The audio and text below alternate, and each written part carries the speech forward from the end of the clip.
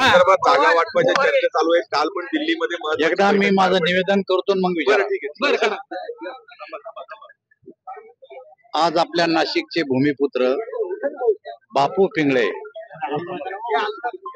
यांनी 10 वर्षापूर्वी private market कमिटीची स्थापना केली आणि आज 10वा वर्धापन दिन या ठिकाणी होता.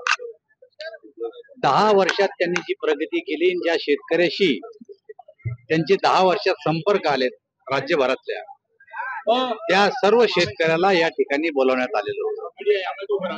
अनेक शेतकऱ्यांनी चर्चासत्रामध्ये भाग घेतला आणि ज्या शेतकऱ्यांनी चांगला माल पिकवला आणि एक्सपोर्ट केला अशा शेतकऱ्यांना या ठिकाणी सन्मान पत्र देऊन सन्मानित करण्यात आलं. त्यासाठी या ठिकाणचे सर्व लोकप्रतिनिधी आणि मी मुद्दाम म्हणून या ठिकाणी उपस्थित झालो. एकूण मागच्या काही दिवसांपासून महायुती याचं काहीच नाही विचारायचं. महायुती संदर्भात जागा वाटप चालू आहे. काल दिल्लीमध्ये महत्वाची बैठक पार पडलेली आहे. नेमकं कधीपर्यंत हा तिढा मार्गी लागेल? मला असं वाटतं की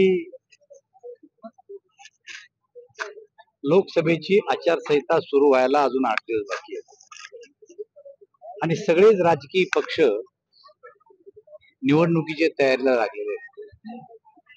भारतीय जनता पक्ष केवळ निवडणुकीच्या तयारीला आताच लागला असं नाहीये. भारतीय जनता पक्ष हा सतत निवडणुकीची तयारी करत असतो आणि उमेदवार ठरवण्याची आमची एक प्रक्रिया आहे. त्या प्रक्रिये पद्धतीप्रमाणे आमचं एक पार्लमेंटरी बोर्ड आहे. ते पार्लमेंटरी बोर्डामध्ये या विषयावर चर्चा होती आणि पार्लमेंटरी बोर्ड जो उमेदवार ठरवल तो उमेदवार आम्ही सर्व कार्यकर्ते मान्य करतो. स्थानिक पातळीवर अशा प्रकारची उमेदवाराविषयी चर्चा कुठल्याही प्रकारची होत नाही. काल दिल्लीला बैठक झाली, मी पण त्या दिल्लीच्या बैठकीमध्ये होतो. आमची मतदारसंघवाई चर्चा झाली, परंतु अद्यापपर्यंत श्रेष्ठींना निर्णय कुठल्याही प्रकारचा घेतला नाही किंवा पार्लमेंटरी बोर्डाने घेतला नाही. जेवढ्या लवकर ते निर्णय घेतील तेवढ्याच लवकर आम्ही तुम्हाला तो निर्णय कळवू. पण महाराष्ट्रामध्ये आपल्या सोबत जे 2 पक्ष आले त्या दोन्ही पक्षाला एकेरी अंक जागा मिळतील अशा पद्धतीच्या या बातम्या, त्याच मुद्द्यावरती रामदास कदमांनी सुद्धा आज नाराजी. या बातम्या पूर्णपणाने निराधार आहे. या टेबलवर बसून तयार केलेल्या बातम्या आहे. भारतीय जनता पक्षाच्या कोण्याही जबाबदार नेत्यानं किंवा त्यांच्यातल्या कोण्याही जबाबदार नेत्यानं एक आकडी जागा आम्ही त्यांना देऊ असं म्हणलेलं नाही. अजून याची एकत्र बैठक जेव्हा होईल त्या दोघांचे प्रस्ताव आणि आमचा प्रस्ताव एकत्र केला जाईल. त्यांची मागणी काय आहे हे विचारात घेऊन त्यांना सन्मानपूर्वक जागेची वाटणी दिल्या जाईल. कुठल्याही पक्षाला नाराज होण्याचं काही कारण नाही. दादा बच्चू कडू पण म्हणाले दादा एकीकडे परिस्थिती असं तुम्ही मगाशी चिठ्ठी बॉम्ब टाकलेला आहे, माझ्या खिशात यादी आहे म्हटलं होतं. भाजपला काय काय भेटतं? सगळ्या मतदारसंघाची नाव आहेत महाराष्ट्रातल्या. मी जर त्या बैठकीचा एक मेंबर असेल, त्याच्यावर जर आम्ही चर्चा केली असेल तर महाराष्ट्रातल्या सगळ्याच मतदारसंघावर आम्ही चर्चा केली की त्या मतदारसंघाची स्थिती काय आहे.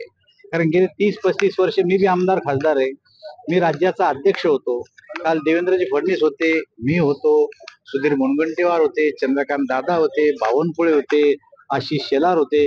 आम्ही सगळेजण एकत्र बसलो आणि मतदारसंघावाईज सगळ्या याच्यावर चर्चा केली.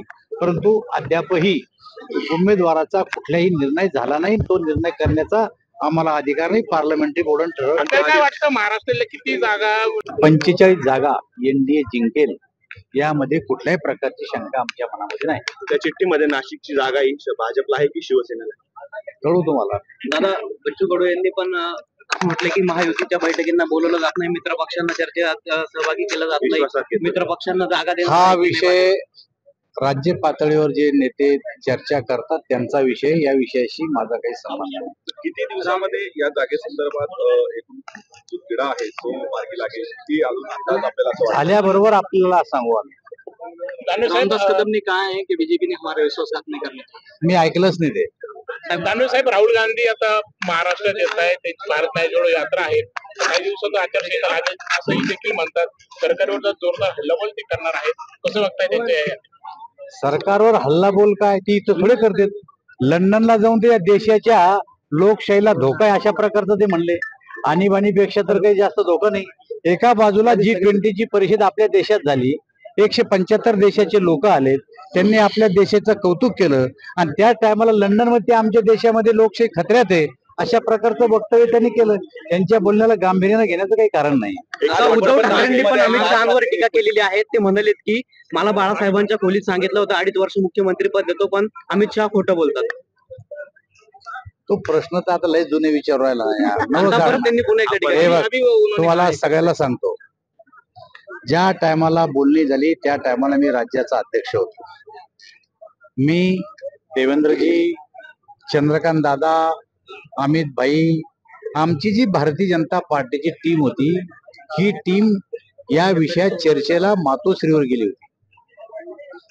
त्यांनी सुद्धा त्यांचे काही कार्यकर्ते बोलवले होते. गेल्याच्या नंतर चहा पाणी झाल्याच्या नंतर सहजपणानं उद्धव ठाकरे अमित भाईला असं म्हणले, आपण जरा अंदर बैठेंगे 2 मिनिट.